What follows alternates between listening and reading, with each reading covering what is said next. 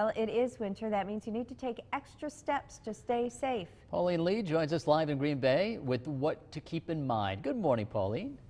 Good morning, Pete and Rachel. Good morning, everyone. We are staying warm. We're staying out of the cold weather. We're actually in Paul's house. We're in Paul's hallway here. Paul is the director of Brown County Emergency Management, and we're talking about home safety tips. So wintertime, you have to spend a little bit more time preparing. Why is that? Mainly because every year we have around 500 furnace-related fires, and which injures around 1,500 people in the U.S. So it's important to be cognizant of some of the potential hazards that you would face being inside more often than not. Right. Winter months, we spend more time inside. Absolutely. Absolutely. Okay. So we're talking about furnaces. Let's talk about furnaces. What is this? We have a very clogged filter, obviously. We want to make sure that you change your filter, especially when you get in the wintertime and you turn your furnace on. If you have pets or kids, you might want to change it maybe once or twice during the winter months. We also have a carbon monoxide detector here. That's also important to have in the home.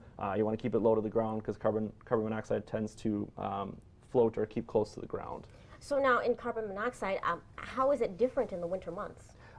You have your furnace on, Right. which can lead to leaks. We usually recommend that people have their furnaces inspected annually because there has a potential for leaks, and that this carbon monoxide will pick those things up and warn you if that is present in your home. And it's pretty easy if it warns you, right?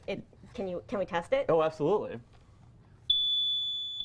Well, that's pretty self-explanatory, guys. You can definitely tell, right? Oh, absolutely. It's very loud. It wakes you up because they do call it a silent killer. I mean, you could be sleeping and that would be basically it for you. Okay. And the last thing we want to touch on, obviously, winter months, holiday season, holiday tips for staying safe. Yeah, we call it the TLC, trees, lights, and candles.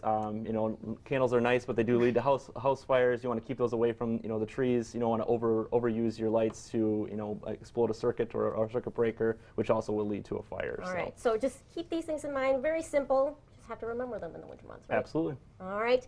Thank you, Paul. And now, since we've already covered the inside of the home and the home itself, we also have to talk about cars. If you're going out, Rachel and Pete, do you know what to do if you're stuck outside? I hope I do, but We'll learn more. Yes, we will.